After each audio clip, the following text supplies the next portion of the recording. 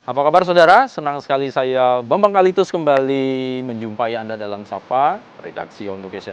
Saudara, pada kesempatan kali ini saya ingin mengunjungi dan menjumpai narasumber kita, eh, kawan-kawan dari Komisi Penyiaran Indonesia Daerah Provinsi Bali. Kita ingin menyapa Ketua KPID Bali dan Wakil Ketua KPID Bali untuk mengajak berbincang-bincang mengenai bagaimana sekarang kondisi dari lembaga penyiaran televisi dan lembaga penyiaran radio, industri lembaga penyiaran ini seperti apa, terkait dengan tantangan-tantangan yang memang harus dihadapi dengan adanya perubahan-perubahan teknologi yang tentunya mungkin berdampak bagi keberlangsungan industri lembaga penyiaran televisi dan radio. Ikut saya, kita menjumpai narasumber kita.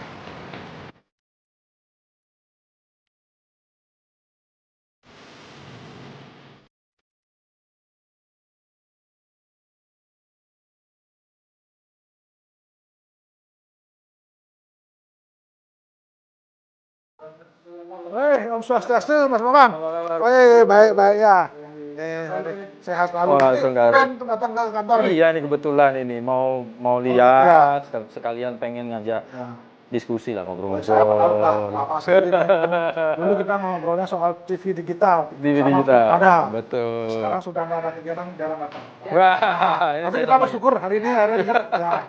Ini lagi ruangan apa nih, Pak Agus? Ini ruang monitoring. Ruang monitoring. Ya, ini monitor TV, kita monitor radio. Ini staf-staf kita semua ya. Baik. Jadi mereka memang monitor memantengi acara setiap hari. Iya, Jadi iya. siaran lokalnya seperti Right. itu.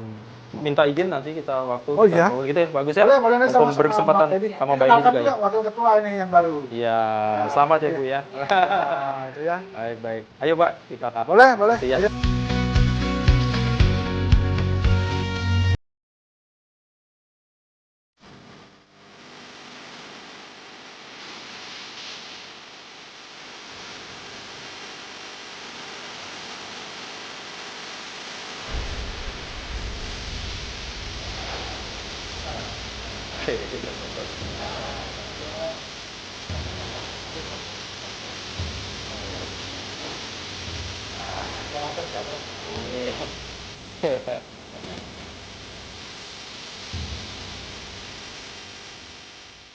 Nah, saudara, seperti yang saya sampaikan di awal tadi, jadi saya sekarang sudah bersama dengan narasumber kita dalam Sapa Redaksi On Location. Yang pertama, sahabat saya juga ini, kawan lama ini, Bapak Agus Astape, selaku Ketua Komisi Penyiaran Indonesia Daerah Provinsi Bali. Om Swastiastu. Om Bagus. Swastiastu, Sehat selalu, Mas Git? Bambang sehat selalu. Mudah-mudahan Mas Bambang juga sehat ya. Siap. Pokoknya tetap eksis Mas Bambang ya. Terima kasih. Dan kebetulan narasumber kita yang kedua juga kita mengajak Ibu Endi Kusma Deni selaku Wakil Ketua. Iya, betul. Wakil Ketua Komisi Penyiaran Indonesia Daerah Provinsi Bali. Om Swastiastu, Bu Endi. Sehat selalu ya Bu ya? Seger selalu. Teman lama juga sebetulnya ini. Sama-sama di radio ya.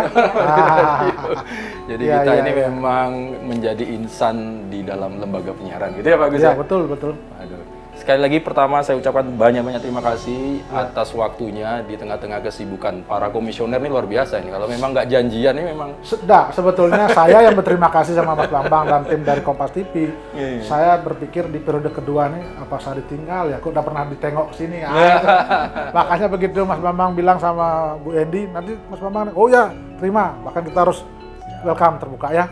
Nah, seperti itu karena ini memang untuk kita semua lah. betul. Nah, jadi kita menginformasikan juga kepada pemirsa bahwa sekarang ini adalah posisinya adalah komisioner KPID untuk periode yang baru.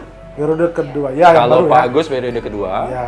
kemudian jadi periode tahun 2020 5 sampai 2028. 2028. Ya, ya. Kalau boleh tahu siapa aja Pak Ya. kawan-kawan kita yang sekarang Yang memangku kalau baru ya? komisioner yang baru ada dua, wakil ketua Bu Endi Ya. dan juga ada anak muda kita Putra Mahardika. Putra Mahardika. Jadi yang lainnya masih incumbent 5 orang.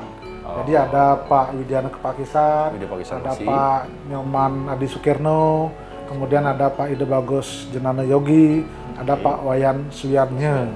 Jadi itu yang memang masih yang melanjutkan untuk di periode kedua, termasuk saya sendiri hari ini masih tetap dipercaya sebagai ketua. Orang baru produk lama. Ya. Orang baru dan baru ini dua berarti Pak ya? Ya, dua. Jadi betul. memang KPID ada 7 komisioner. 7 komisioner. 1 ketua, 6 komisioner. Ya, jadi itu mereka ada 3 bidang. Jadi ada yang bidang kelembagaan, ada bidang pengawasan isi siaran, dan ada bidang KPS 2P. Baik. Ini udah jalan berapa lama, Bu? Kalau saya Maret baru tanggal 19. Maret kemarin pelantikan Iya. oleh Bapak Gubernur ya? Ya, betul. Iya betulnya. Nah, Bu Endi gimana nih? Ini yang pertama kan langsung tadinya sebagai boleh dikatakan pelaku industri di lembaga penyiaran yang diawasi dalam tanda kutip oleh lembaga KPID, sekarang nyemplung menjadi seorang pengawas. Pengalaman awal dulu, sekarang nih seperti apa sih Bu Endi? Kalau boleh tahu sedikit lah. Waktu di awal ikut tes awalnya ya sedikit ragu lah ya. Oke. Ikut yang awalnya kita berada di lembaga penyiaran yang diawasi selalu sama Komisi Penyiaran, kemudian bisa bergabung sini suatu ini yang sangat luar biasa sekali, Oke. apalagi diberikan kesempatan oleh Bapak Agus Astape, ketua, kami bisa bergabung menjadi tim di sini. Memang tantangan yang luar biasa untuk mengawasi di tengah kondisi saat ini lembaga penyiaran yang tidak baik-baik saja mungkin ya Pak Ketua ya. Jadi tugas kita bukan sebagai pengawas yang memberikan surat cinta istilahnya ya, tetapi kita juga harus melakukan pendekatan kepada setiap lembaga penyiaran tersebut Membangun sinergi ya kemitraan. betul, bersinergi dengan lembaga penyiaran tersebut. Itu sih yang menjadi Jadi ini kan tugas kami. dua sudut pandang akhirnya. Sudut pandang yang diawasi dalam tanda kutip dan sudut pandang lembaga yang mengawasi. Berbeda Bu Endi pada waktu ini memang sangat berbeda. Sangat berbeda sekali. Sangat beda ya. Iya. Akhirnya ketemu dong. Oh, sebetulnya Iya, betul. KPID itu begini, terus harusnya Iya. lembaga itu begini. Nah, betul. Malah menjadi sebuah keuntungan dong ya. Tahu di dalam. Malah tahu di saya luar. sesungguhnya malah Ini merasa beruntung dan bersyukur ya ketika Bu Endi dari orang radio yang terlibat lama di lembaga penyiaran, Betul. memang ada di sini. Kalau periode pertama kami kan mungkin tidak ada orang radio, hanya orang Di luar TV. di lembaga penyiaran. Ya, kadang-kadang kan ada pertanyaan, ini orang yang tidak mengerti radio atau mengerti televisi, Lembaga tapi kok mengawasi. Nah itu kan mestinya memang ada unsur kedepannya harus begitu, dan Baik, termasuk hari ini baik. karena kadang-kadang begini Mas Bambang ya, contoh misalnya ada teman-teman radio yang minta bantuan untuk pengurusan perpanjangan izin misalnya, padahal KPID kan tidak di bidang itu lagi sekarang, pengawasan media kontennya kan, tapi ternyata teman-teman masih ada yang begitu, dan kebetulan Mbak Endi paham itu ya banyak yang membantu, dan itu radio-radio merasa terbantu sekarang. Jadi beberapa kali sudah membantu ya seperti itu karena beliau pengalaman, dan ini lembaga ini kan memang manfaatnya harus dirasakan oleh lembaga penyiaran. Jadi tidak hanya sebagai pengawas yang memberikan surat teguran, surat peringatan, tapi juga apa sih yang bisa dibantu oleh KPID. Nah itu saya merasa sangat senang sekali di periode kedua ini bagi saya dan teman-teman, apalagi ada anak muda misalnya Gus Putra Mardika. Di kalangan milenial kita kalau ada kegiatan dia yang maju. Sudah maju. Kalau saya kan sudah anak tua, ternyata gininya beda. Saya misalnya Gitu, saya lagu ini senengnya, ternyata anak muda enggak suka Sudah. ya. Kalau dia yang maju, jadi memang luar biasa seperti inilah. Jadi tim itu sudah ada di mana iya, ini sudah dapat ya Pak Ketua ya. Iya sudah enak jadi kita seperti itu. Baik, baik Pak, luar biasa. Nah, kemudian kalau menyikapi, ini kan masuk periode kedua ya, Pak, Iya betul. Pak Agus. Kemudian apa yang menjadi titik berat perhatiannya, fokusnya KPID mungkin belajar dari kemarin periode pertama, dan juga tadi Ibu Endi menyinggung lembaga penyiaran, televisi, radio memang sekarang katanya dalam tanda kutip sedang tidak baik-baik saja. Tapi apakah itu juga menjadi apa ya? Ya, pengen tahu sih fokusnya Ya. sekarang 3 tahun ya? 3 tahun ya. 3 tahun depan apa? Gini, Pak Mas Malang. Agus? Gimana ceritanya? Saya merasakan betul perbedaannya jauh sekali ya. Ketika periode pertama 2021 menuju ke 2024 atau 2025 karena perpanjangan, ada 2 hal ya waktu itu. Pertama soal TV digital. Nah, tahun 2022-2023 itu kan sedang bagaimana sosialisasi beralihnya TV analog ke TV digital yang disebut dengan ASO itu. Kita sebagai lembaga pengawas isi siaran turut serta berkontribusi di situ, menyukseskan bagaimana agar proses peralihan dari TV analog ke TV digital ini bisa berjalan dengan baik dan Astungkara berjalan. Jadi 2022 itu sudah semua akhirnya pindah dan ternyata apa? Sekarang kita bisa rasakan dampaknya ya. Dulu kan ada 16 channel televisi analog yang kita awasi. Sekarang ada 30 misalnya. Itu banyak sekali dan ternyata apa? Satu grup televisi itu punya grup-grup yang lain juga gitu. Bahkan ada beberapa TV-TV baru yang muncul di siaran di Bali, sehingga saya pikir, loh ini tantangan baru. Apa tantangannya? Ya harus menerapkan konten lokal di dalam televisi itu.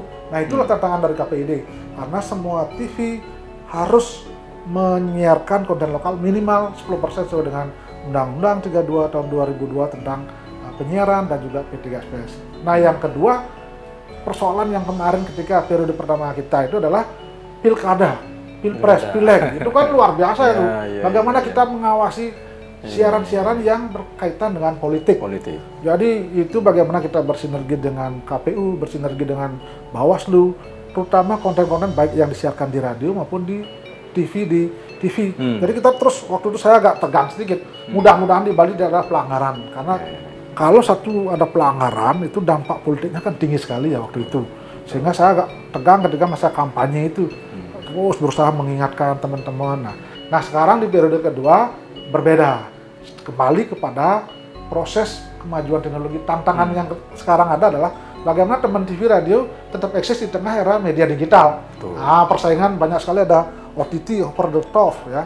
Jadi bagaimana audiovisual berbasis internet yang menjadi pesaing boleh dikatakan dari teman-teman televisi seperti Mas Bambang sekarang kan Kompas TV, bagaimana juga ada konten-konten kreator yang membuat podcast-podcast yang serupa, kemudian bermain di YouTube, OTT. Nah inilah tantangannya, sehingga ketika ada orang atau komplain dari masyarakat, Pak ini di OTT-nya kok begini, ada ini, gimana KPI awasi dong. Nah itu ketika persoalan itu kita kan menjelaskan kepada masyarakat loh, bahwa itu ternyata tidak ranah kita untuk mengawasi, seperti itu tantangannya. Itu pun butuh sosialisasi pada masyarakat. Betul, itu yang tantangan kita sekarang. Kalau nggak salah kemarin banyak juga masyarakat yang salah sasaran dalam tanda kutip, mengadukan yang di OTT atau yang di luar dari TV radio, televisi dan radio itu ke KPID. Betul. Padahal itu bukan ranahnya, tapi itu sosialisasi. Jadi memang kalau kita ambil tadi, memang kemarin migrasi TV analog ke TV digital itu menjadi fokus, karena memang itu pun sempat juga tertunda kan, akhirnya harus setahun 2 tahun, akhirnya Astungkara bisa jalan. Kemudian partai politik, pesta demokrasi yang lagi-lagi memang isunya cukup besar karena memang belajar dari terjadi pembelahan karena salah satu dosa-dosa media juga kalau kita mau lihat. Akhirnya itu juga Astungkara bisa berjalan. Nah sekarang periode kedua ini mungkin lebih fokus bagaimana untuk pengawasan konten sudah pasti ya Pak Gus ya, tetap, tapi juga bagaimana untuk keberlangsungan lembaga-lembaga penyiaran televisi atau lembaga penyiaran radio untuk bersaing dalam tanda kutip, berkompetisi dengan keniscayaan teknologinya.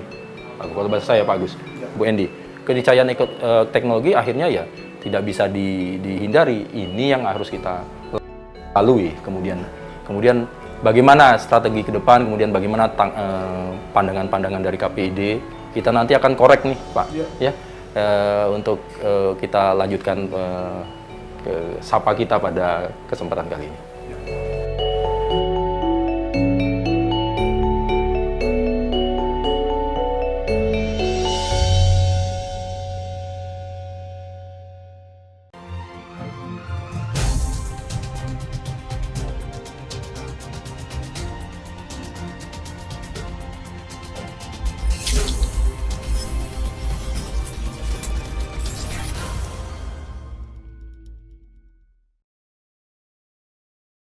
Bu Endi, kalau melihat sekarang kan tadi memang teknologi sangat luar biasa, kemudian semua ini era-eranya digital dalam pengertian masyarakat. Bu, kalau KPID melihat, mungkin saya mengerucut ke radio lah ya, kalau Bu Endi lebih expert di radio. Sebetulnya ada kekhawatiran nggak sih Bu? Atau ada hal-hal yang menjadi sorotan kita sebetulnya?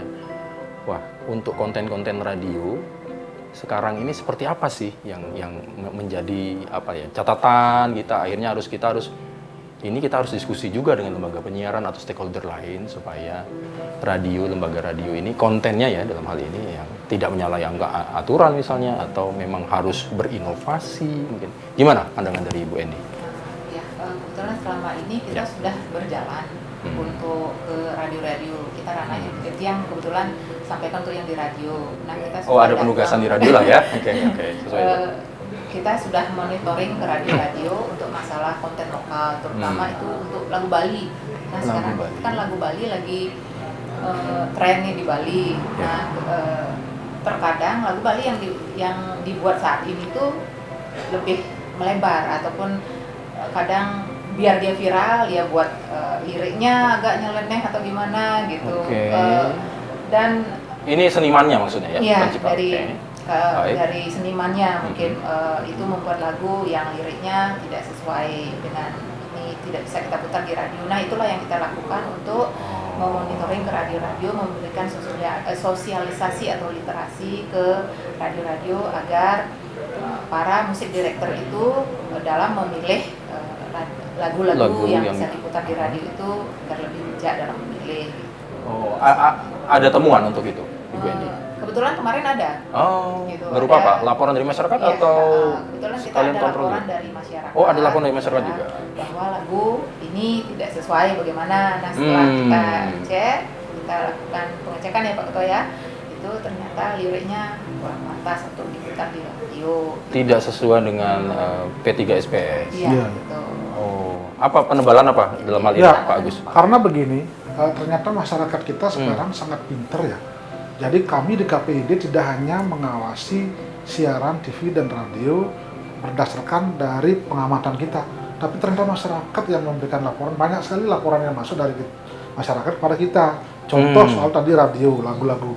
Pak, ini lagunya ke lagu dewasa tapi dinyanyikan oleh orang kecil misalnya. Oleh anak-anak. Anak, kan ini tidak layak Pak, ini pesannya kan orang dewasa. Kedua, misalnya ini Pak, lagunya liriknya kok agak pornografi ya. Kenapa kok bisa tayang di radio ini gitu. Akhirnya kita langsung lakukan monitoring, evaluasi. Kita cek, bahkan kita undang KPAD, Komisi Perlindungan Anak misalnya. Bahkan kita undang ada pengamat-pengamat seni. Dia bercerita, oh ternyata memang tidak bagus. Termasuk juga di TV, video klipnya kan. Ini Pak, video klipnya begini gimana, boleh nggak tayang? Ternyata tidak bagus, tidak sesuai dengan undang-undang penyiaran dan P3SPS namanya, pedoman perilaku penyiaran dan standar program siaran. Bahkan kita sempat mendapatkan opinion kan, legal opinion seperti dari teman-teman itu. Oh ini seniman bilang, wah ini tidak layak Pak. Boleh kita memang mau membuat karya, tapi tolong dong ada norma-norma di masyarakat yang perlu juga kita perhitungkan. Nah itu yang sering kita lihat dan ternyata apa? Artinya kadang-kadang orang kan berpikir ini viral loh Pak di Facebook, di YouTube, di ini. Tapi kok dikasih kesempatan tayang oleh ini, mereka lapor KPI. Oh kalau itu bukan ranah kita Pak. Tapi kalau di TV radio kita sudah tegas, kasih batasan, bahkan kita memberikan surat, ini yang boleh. Dan ketika ada yang ini ya terpaksa kita tegur secara lisan, walaupun kita belum memberikan teguran secara tertulis lah.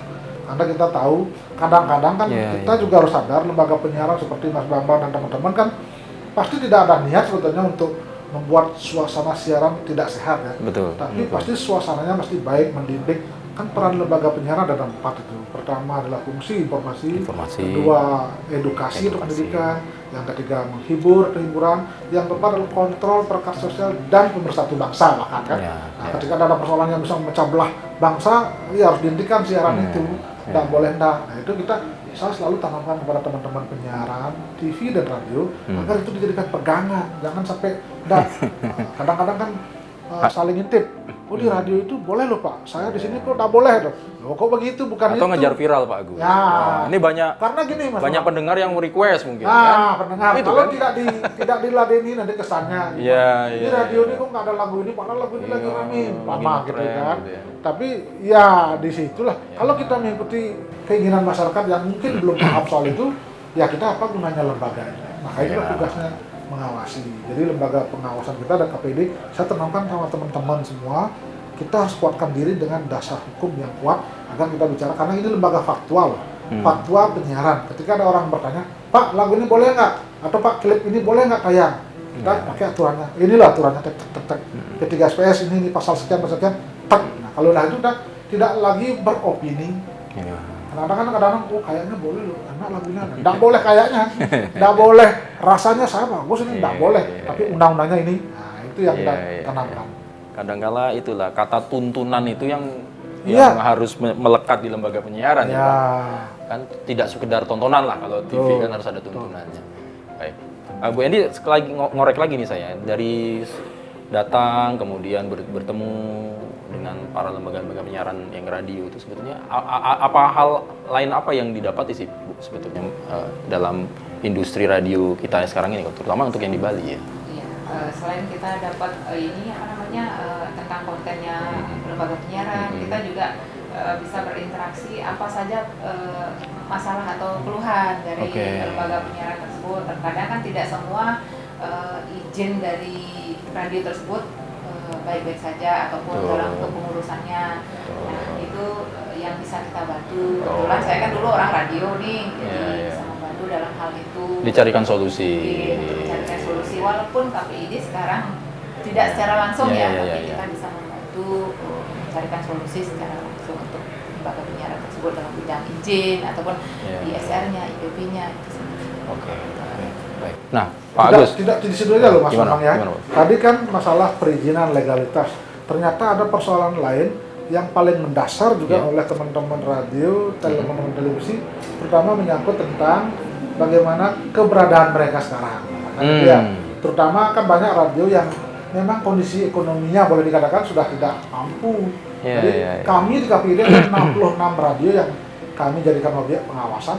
Mungkin sekitar 50% yang memang masih bisa establish itu ya, bisa hidup dan karena mungkin iklan ada, kemudian ada kerjasama dan bahkan yang terbaru kemarin kami kan diminta oleh pemerintah Provinsi Bali untuk memberikan rekomendasi kira-kira radio mana yang bisa diajak kerjasama setelah dari hasil monitoring evaluasi. Karena yang tahu kondisi itu kan umumnya adalah KPID. Jadi semua lembaga penyiaran dan radio dan TV di Bali kita hampir setiap saat monitor. Mereka kan selalu menyampaikan keluhan-keluhannya, Pak ini sekarang iklannya kurang atau mungkin ada persaingan dengan ini dengan media-media sosial karena iklan sekarang beralih ke media-media sosial begitu kan, ada Instagram, ada dan sebagainya. Sehingga bagaimana Pak? Nah, saya selalu menanamkan selain kita melakukan inovasi juga ya kita mencoba untuk menghubungkan dengan pihak-pihak terkait yang memang memiliki kewenangan untuk itu karena radio dan TV itu saya selalu yakinkan kepada stakeholder nggak ada istilahnya hoax di situ, informasi bohong nggak ada. Karena ketika kayak sekarang kita informasi siaran begini, kan harus diedit dulu, kemudian harus dicek dulu. Nah kadang-kadang begitu tayang disiarkan kita yang mengawasi, wah ini tidak benar ini hoax, ini informasi bohong. Nah, tapi kalau di media sosial kan berseliweran itu tanggung jawabnya masing-masing itu. Nah disitulah mestinya teman-teman stakeholder yang bisa bekerja sama dengan lembaga penyiaran TV radio memilih yang terverifikasi dengan baik. Jadi tidak sembarangan, misalnya maaf sekali ada media lain yang mungkin legalitasnya tidak bagus, tidak sesuai, kemudian kontennya juga memang sering membuat kacau lah seperti itu kan. Itu dipasangin iklan kan, ya sayang sekali itu loh, kok begitu. Nah inilah kita menjadi lembaga verifikator dari lembaga penyiaran yang ada. Apalagi ini kalau dari kawan-kawan itu juga sempat dengar juga kan Pak Gus. Kita nih yang bayar pajak ini kan, yang memberikan kepada negara, malah kita yang tidak bisa hidup, nanti negara, gitu kan. Nah itu tugas timbal balik ya. Gitu. Tugas kami Mas Bambang kadang-kadang meyakinkan pihak-pihak yang stakeholder yang diajak bersama.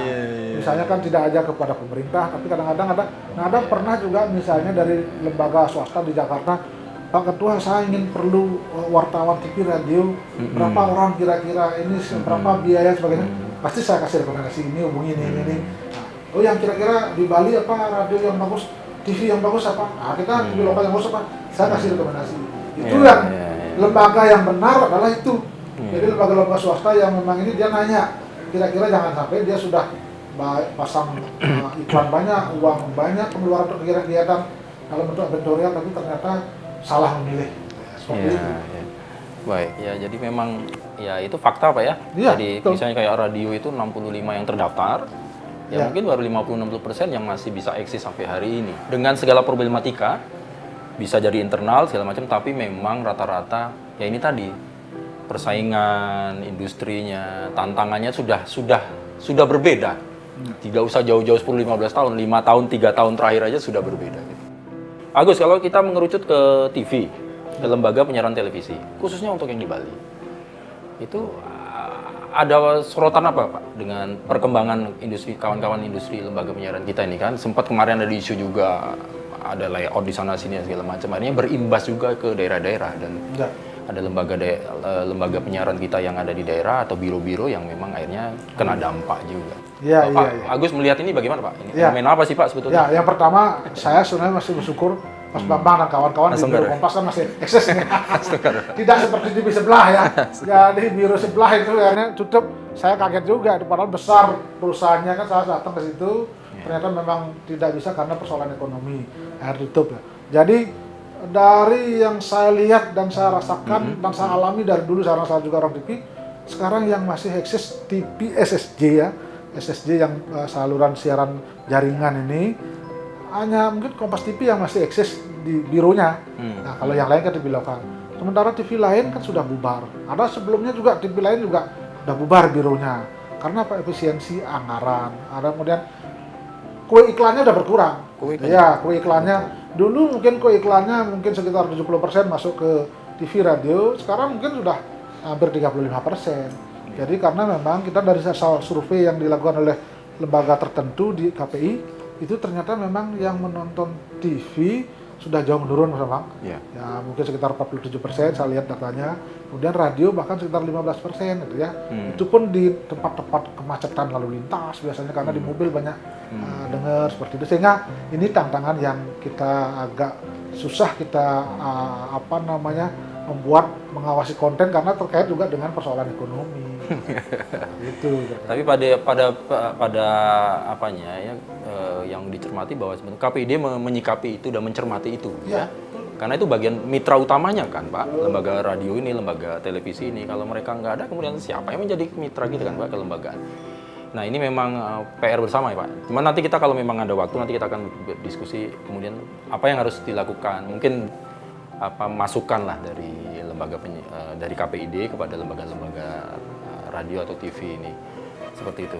Ya Pak Agus ya. Nanti kita lanjutkan lagi.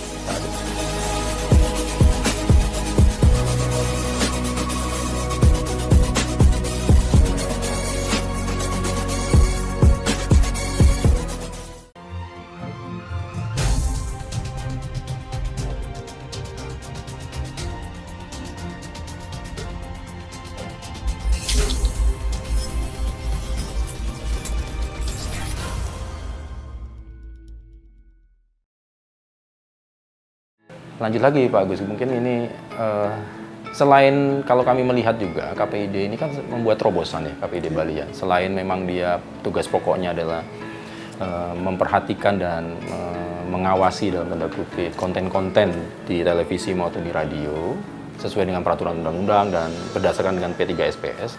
Tapi kan ini juga sepertinya cukup aktif kalau kita lihat melakukan literasi, edukasi kepada masyarakat terkait dengan mungkin bukan pemberitaan tapi informasi. Kalau informasi kan dimanapun ya Pak ya, bentuknya sekarang bisa elektronik, bentuknya bisa TikTok, bisa IG, bisa segala macam, kan bentuk informasi juga ya. Kalau informasi secara umum kan kita bilang ini bentuknya berita gitu, tapi sebetulnya kan larinya tidak sesempit itu Pak.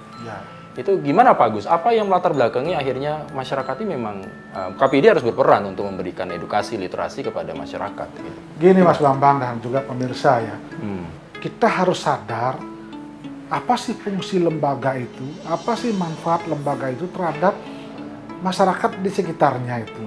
Oke, kalau ansih kita bicara undang-undang dan aturan, KPI itu mengawasi isi siaran.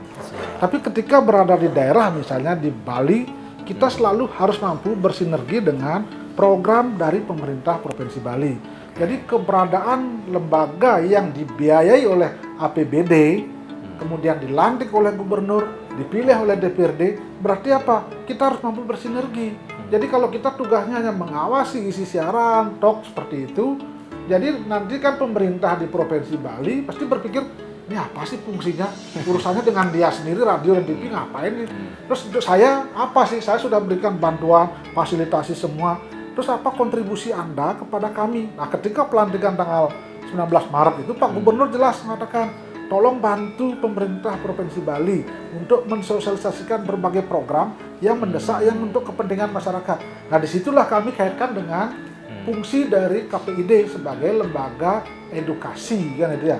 Nah, edukasi caranya apa? Dengan literasi, literasi ke kampus-kampus, ke mahasiswa, kepada sekolah. Untuk apa?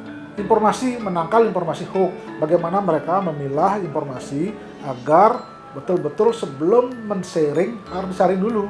Jadi, oh ini loh informasi yang penting, informasi yang bagus untuk mungkin terkait dengan kebijakan pemerintah.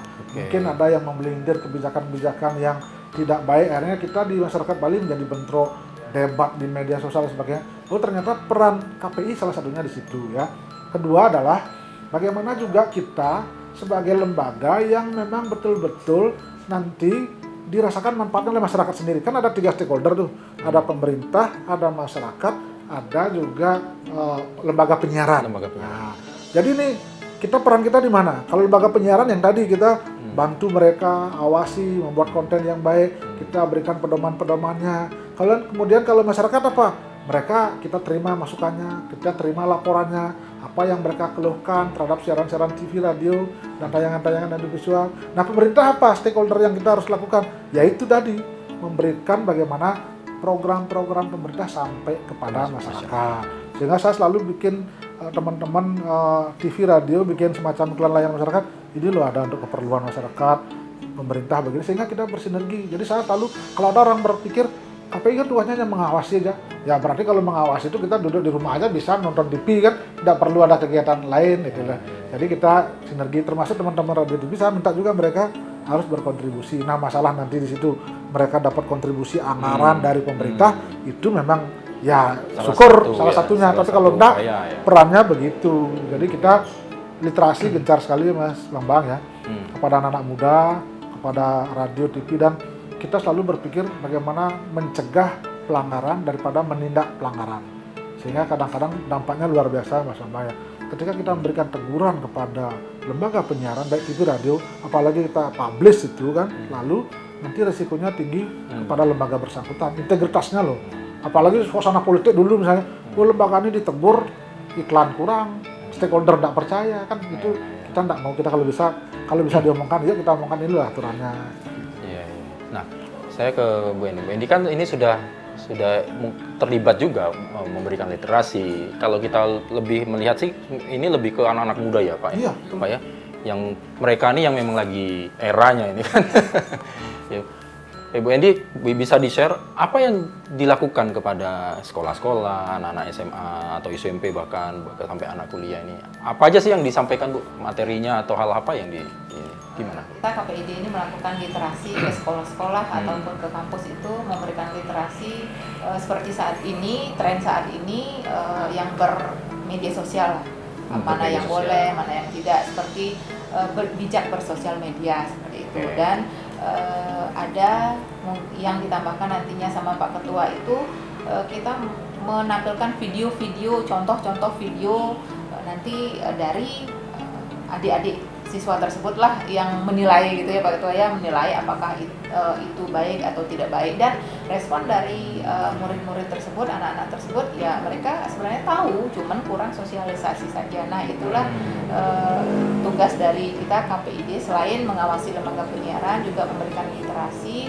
terkait dengan digital konten saat ini. Berarti ini mengajak kerjasama pihak lain, mungkin lembaga sekolahnya, iya, dengan sekolahnya, dengan kampus-kampusnya, itu ya dilakukan kan kelembagaan kan Mbak Endi? Iya betul. Jadi ada kerjasama dengan iya, itu. Betul. Jadi karena kami melakukan kerjasama, melakukan MOU dengan sekolah-sekolah terkait dengan literasi tersebut.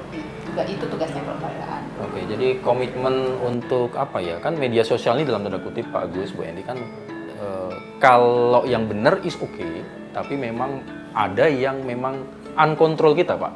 Akhirnya ini yang dalam tanda kutip yang tidak sesuai dengan aturan malah memberikan pertentangan, memberikan perselisihan, pemikiran-pemikiran, kecenderungannya malah menyebarkan hoax, gitu kan, membuat berita-berita bohong, kata-kata yang tidak baik.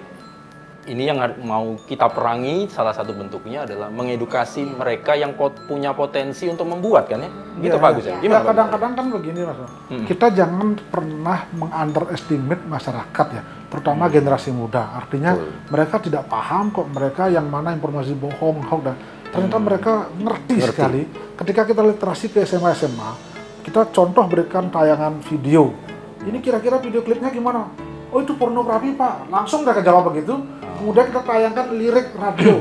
Ini liriknya begini, lagu-lagu di radio gimana? Wah itu kekerasan Pak, itu pornografi. Ternyata mereka paham. Oke. Sehingga mereka sebetulnya sudah bisa melakukan literasi sendiri. Sehingga hanya sekarang adalah mereka mau kesadarannya tidak juga melakukan hal yang negatif. Maka saya selalu tanamkan kepada anak muda itu, gunakan gadget itu dengan baik untuk hal yang produktif, jangan hal yang negatif. Maka saya selalu bilang, jadilah generasi uploader. Jangan generasi yang mendownloader, mendownload karya orang aja terus kemudian kita nonton. Kalau bisa berkarya, bahkan bisa menghasilkan uang lagi kan di situ. Sehingga itulah kemajuan teknologi pentingnya kepada mereka. Dan kadang-kadang di situ mereka berpikir, saya tanya, Anda pernah nonton TV nggak? Oh enggak. Anda pernah dengar radio? Enggak. Saya bilang bohong besar itu. Anda sebetulnya nonton TV, cuman platformnya berbeda. Dulu dia nonton TV kan begini, nonton terestrial, tidak ada waktu. Tapi kadang-kadang mereka di HP nonton, itu TV kok banyak kok TV kita kan, termasuk Mas Bambang. Kompas TV kan kadang-kadang ada berita yang memang di-share di streaming, di YouTube. Kan kita Produk televisi sebetulnya ya, produk itu televisi itu. Jangan berpikir tidak pernah nonton itu. Dan saya selalu pastikan, ketika Anda nonton TV atau radio di situ, itu pasti tanpa hoax. Karena itu sudah disaring kan. Nih. Nah, kalau yang tidak ada logo, maaf misalnya logo TV yang memang tidak menggunakan frekuensi publik, ya saya belum jamin. Karena di situ kan ada kepentingan misalnya untuk kepentingan viral, untuk kepentingan ekonomi.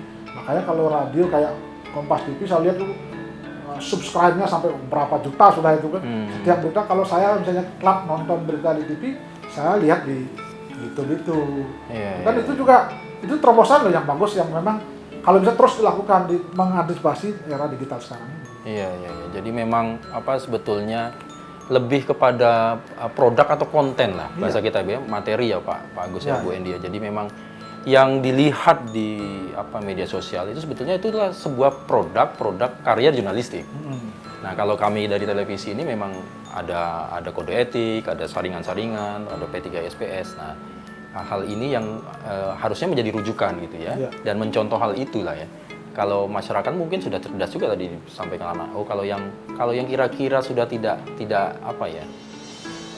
tidak terakreditasi atau tidak verifikasi, tidak valid, ya abaikan aja sudah, lewatlah pandai-pandai gitu. Baik. Nah, kemudian akan ada pertanyaan. Kemudian bagaimana kita mengukur ini Pak Agus? Mereka anak-anak ini kita buat literasi, kan akhirnya kan kembali diserahkan kepada pribadi masing-masing nih. Pada saat misalnya dia menjadi konten kreator atau dia membuat karyanya ya, konten-kontennya ini. Kita ada upaya apa lagi supaya kalau dulu sih Pak, misalnya zaman sekolah kita dulu, kalau ketahuan zamannya jadul, buat itu tempel di majalah dinding. Iya. Ketahuan kan Pak? Oh iya. Oh, gurunya ngonten, ini masih salah. Nah, ini iklan. Tapi kalau sekarang ini kan sangat masif dan minimal begini Mas. Gimana Pak? Minimal yang target utama kita adalah anak-anak muda tuh jangan menyebarkan informasi negatif, itu dulu minimal ya. Jadi dengan melakukan literasi, pemahaman, pencerahan, mereka minimal mengerti, oh ini informasi ini kalau di-sharing atau kalau ini dibuat, ini akan membuat gaduh suasana atau akan membuat kedamaian tidak baik. Itu minimal. Nah berikutnya ketika dia sudah pinter melakukan literasi dan mencerna hal-hal yang memang harus dilakukan, mereka harus berkarya. Nah ini untuk berkarya ini kadang-kadang tidak bisa kita paksakan juga. Karena kadang-kadang menyangkut mood, menyangkut ini. Saya selalu tanamkan, Anda tuh semua kok punya potensi. Jangan hanya pernah berpikir, oh saya enggak bidang saya di sini. Enggak, saya pikir Anda bidang. Sekarang mau apa tidak, gitu aja. Kalau saya kita tanamkan kepada anak muda, begitu ada ide langsung eksekusi hari itu. Masalah nanti masyarakat suka dan tidak dengan konten-konten kita, itu urusan lain.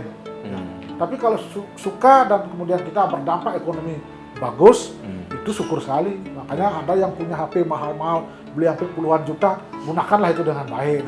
Jangan hanya untuk foto, kemudian download. Kalau bisa, ya seimbang menghasilkan uang. Nah, saya lihat ada beberapa konten kreator misalnya di Bali Anak Muda, dari kecil dia ini ternyata udah banyak sekali. Bahkan dia sebetulnya dia main game lagi, menciptakan game terus malah dapat uang banyak sekali. Saya ada salah satu murid yang dari SMP itu di Jimbaran, sekarang sudah kuliah, dia biaya sendiri. Akhirnya saya bilang, awalnya kita mungkin tidak memberikan kesempatan, melarang. Kamu jangan dong main game.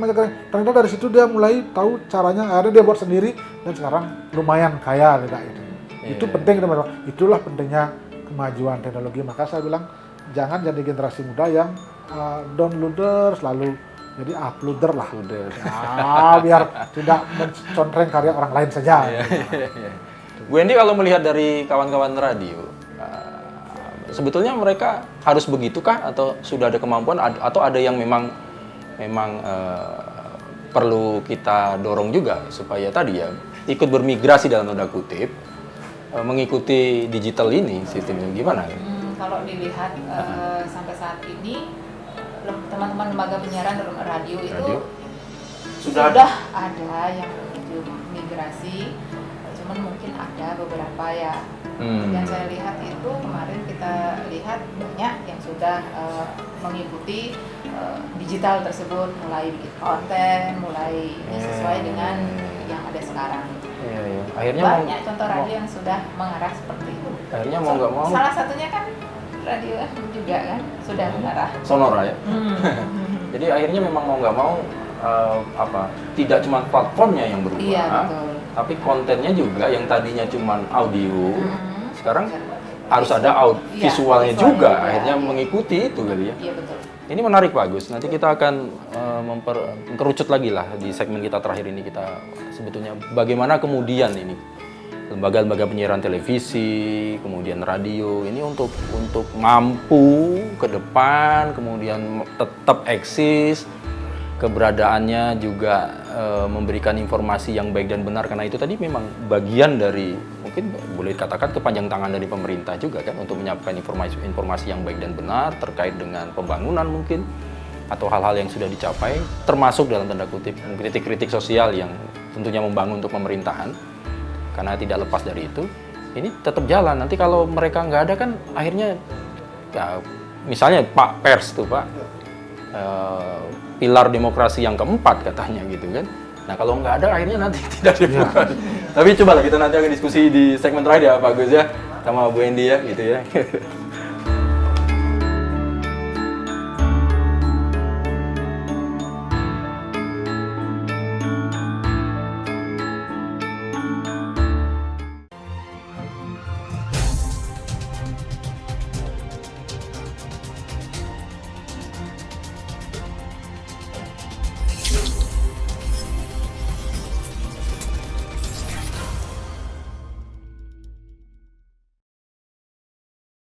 Oke, nah kalau ya, kita ngerucut nih, Pak Agus, Bu Endi ya.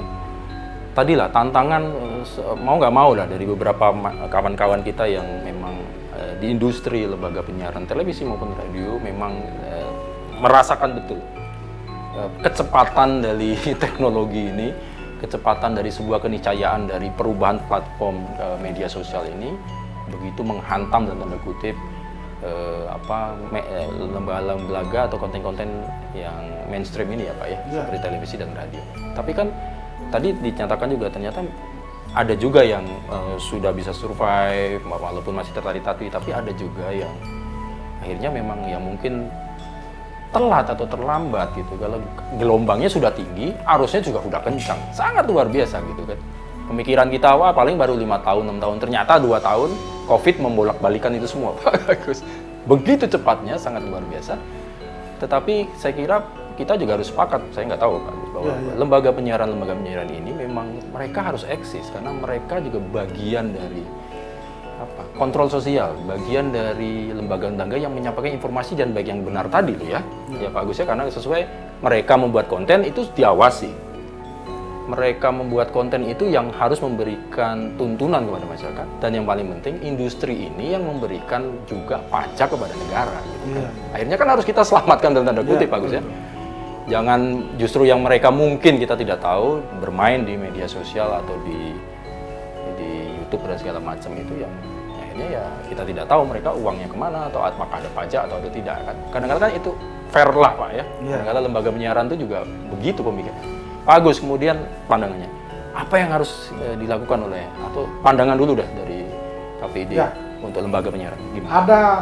Ada 4 hal Mas Bambang yang harus dilakukan oleh lembaga penyiaran di era media digital sekarang. Pertama adalah bagaimana peningkatan kualitas SDM yang terlibat dalam lembaga penyiaran. Banyak sekali lembaga penyiaran yang memang masih menggunakan SDM yang mungkin berpola lama ya. Sehingga saya selalu tanamkan fresh graduate itu penting. Cari orang-orang yang memang betul-betul memahami tentang teknologi, apalagi nanti ke depan artificial intelligence ini sangat mungkin akan melanda kita, mengancam boleh dikatakan begitu ya. Tapi ini kan perlu orang-orang yang memang harus bisa akses teknologi, kan tidak untuk dilawan, tapi semuanya bagaimana kita beradaptasi kemudian melakukan inovasi. Sehingga saya lihat contoh adalah di lembaga-lembaga penyiaran yang dari pemerintah saya amati kemarin kan banyak sekali ada penerimaan CPNS, penerimaan tenaga-tenaga baru di lembaga penyiaran radio, TVRI misalnya sama RRI itu. Mereka memang harus orang-orang yang fresh graduate yang melek teknologi. Itu yang pertama. Yang kedua adalah bagaimana peningkatan infrastruktur. Kadang-kadang kita masih berpikir infrastruktur yang lama. Misalnya kayak kita di TV ini, sekarang kan masih menggunakan misalnya kamera besar, kamera gini, yang lama-lama. Sekarang di zaman digital kadang-kadang orang enggak, kameranya kecil-kecil kadang-kadang.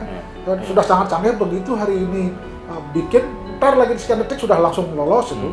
Dulu saya masih ingat kita ngirim kaset ke Jakarta, kemudian lama itu.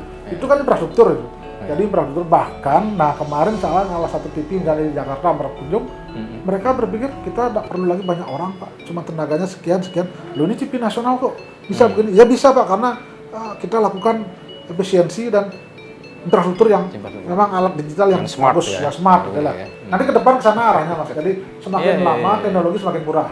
Nah yang ketiga adalah konvergensi itu Mas. Konvergensi itu artinya yang tadi bagaimana media mainstream bisa diterima di media digital. Saya pernah beberapa kali kan misalnya saya dialog di radio, tahu-tahu kok orang Bandung nelpon, saya bilang kok dari Bandung nelpon ini gimana ceritanya? Ternyata dia dengar di situ karena ini siarannya di streaming. Nah, saya pernah di sini misalnya dari Beleleng nelpon, loh kok dari Beleleng nelpon, padahal kan frekuensinya terbatas. Jadi ini penting ketika live itu misalnya, oh berarti ini kita selain anggaplah tadi Mbak ini bilang di radio, bukan lagi kepada pendengar tapi kepada pemirsa itu jadinya, karena ternyata ditonton oleh orang lain gitu ya, di luar bukan radio.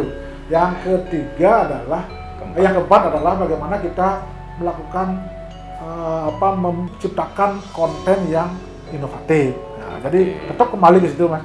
Misalnya sekarang kan kontennya kadang-kadang kan mungkin yang lama, ada beberapa konten yang yang lama-lama tidak diperbarui, orang kan tidak mau nonton. Saya kemarin jadul lah kalau jadul loh. Udah sekarang ya. Saya kemarin ya, saya mau nonton misalnya salah satu atraksi di PKB, nonton Ramagong. Begitu anak muda-muda, mau kemana Pak? Mau nonton Ramagong? Ayo. Aduh, saya enggak mau. Nah. Dia sudah terpatri oleh pikirannya, wah ini mesti ya orang-orang tua lawas ini gitu kan. Padahal begitu kita nonton banyak kok hal-hal yang inovatif. Saya lihat itu, oh ini bagus, lawakannya bagus. Kemudian anak-anak muda banyak terlibat di situ. Main lighting, main musiknya sudah kekinian sekali ya. Di TV dan radio juga begitu. Kontennya harus memang yang kreatif gitu ya, yang inovatif. Jadi orang tidak lagi hanya berpikir oh yang lama ini. Nah, misalnya ketika kita dialog misalnya seperti ini, ada insight-insightnya yang masuk, sehingga orang kan tidak hanya nonton lama, bengong sampai ketiduran dia. Itu udah lama itu Mas. Kira-kira itu yang harus kita lakukan 4 hal itu. Iya. Kalau dari Bu Endi apa? Terutama kalau untuk kawan-kawan radio ini kan menyebar di seluruh Bali ya Pak ya? Iya. Di semua kabupaten ya. Berarti memang mereka ini sebetulnya ujung tombak informasi kan Pak ya? Iya. Ujung tombak informasi, dan ya ini tadi memang salah satu tadi 4 yang menjadi tolak ukur lah ya, yang harus diperkuat oleh lembaga penyiaran untuk ke depan. Dan kita juga sepakat sekarang ini memang eranya memang sudah demikian, jadi memang berpikirnya tidak cuma kerja keras tapi juga kerja cerdas. Tapi kadang-kadang saya heran juga Mas, di tengah era media digital banyak orang kan berpikir mungkin TV radio tidak akan mampu lah. Tapi kok TV baru ada juga terus itu.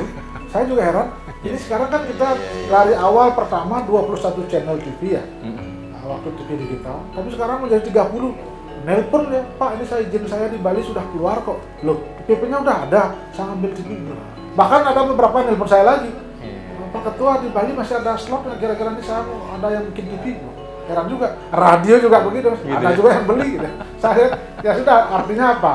Ketika orang merasa ini, ternyata ada yang lain datang. Nah, kita sih berharap jangan sampai nanti itu diambil oleh asing gitu kan. Kita bagaimana NKRI ini Mas. Jadi kita harus tetap yang berusaha, yang memang memberikan dan mendapatkan manfaatnya adalah orang-orang lokal Bali. Sehingga saya selalu berpikir kalau bisa siapapun siarannya yang ada di TV, di radio lebih banyak kontennya adalah memang pelibatan masyarakat Bali lah seperti itu. Jadi memang apa ya, boleh dikatakan hulunya itu adalah konten ya Pak ya. Iya. Jadi industri konten ini yang nanti akan berkembang, dan industri konten ini siapapun bisa, masyarakat bisa, apalagi mereka yang seperti kita ini lembaga penyiaran ini harusnya menjadi sumber konten. Harusnya sudah mulai berpikir, yuk kita membuat konten, ya tadi harus kreatif, kalau harus atraktif, sudah punya bervariatif kekinian gitu ya, yang diminati pasar sekarang, sudah nggak bisa lagi tadi dengan pola-pola yang lama, dengan cara-cara yang jadul gitu, akhirnya ya tidak menarik oleh kaumnya sekarang ini, milenial dan Gen Z ini gitu, apalagi gitu kan. Jadi memang ya kita berharap ya mudah-mudahan memang. Tapi saya selalu tanamkan ini Mas, Bapak ya, kita jangan pesimistis. Eranya ada memang. Mungkin dulu siapa yang membayangkan ada WA kan? Dulu kan SMS, kemudian sekarang ada ke Telegram.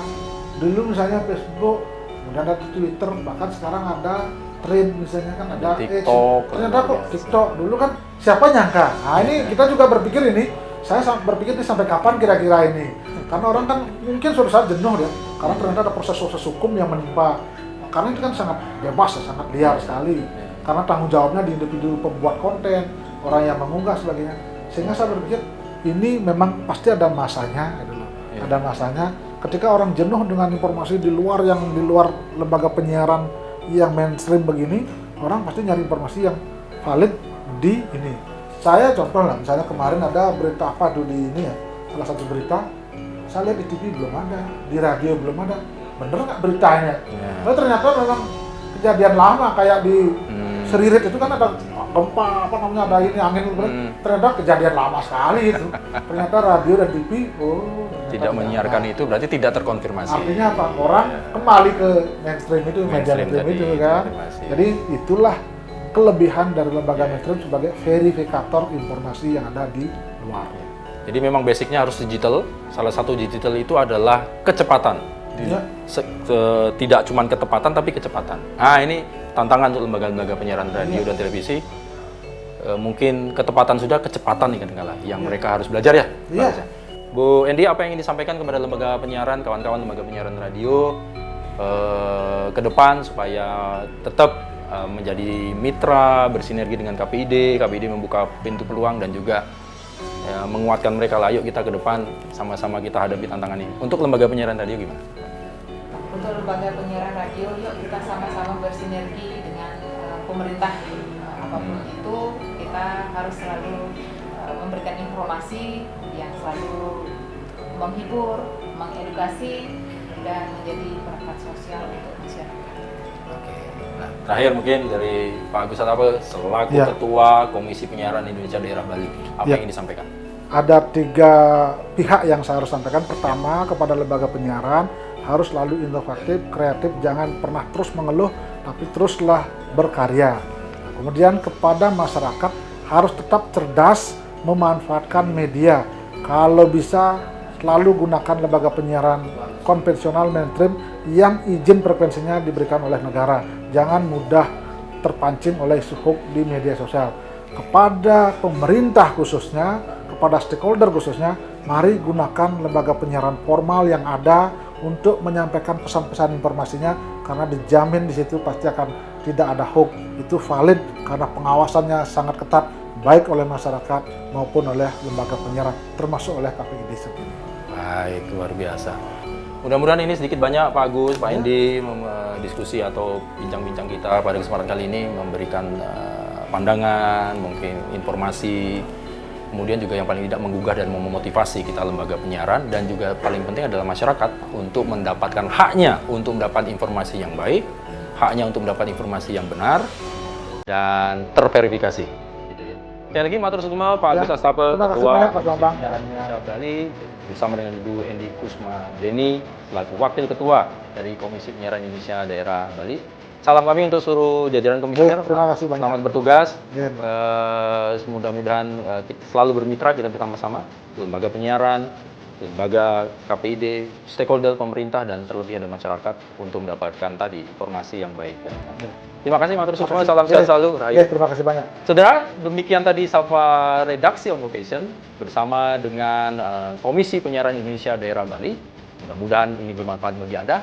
Dan kita jumpa lagi minggu depan tentunya dalam perbincangan-perbincangan atau permasalahan-permasalahan yang tidak kalah menariknya yang kami sampaikan kepada Anda. Tentunya dengan narasumber-narasumber yang berkompeten bersama saya untuk menyampaikan informasi kepada Anda. Terima kasih, saya Bambang Galitus menutup Sapa Redaksi On Location pada episode kali ini. Kita jumpa lagi minggu depan.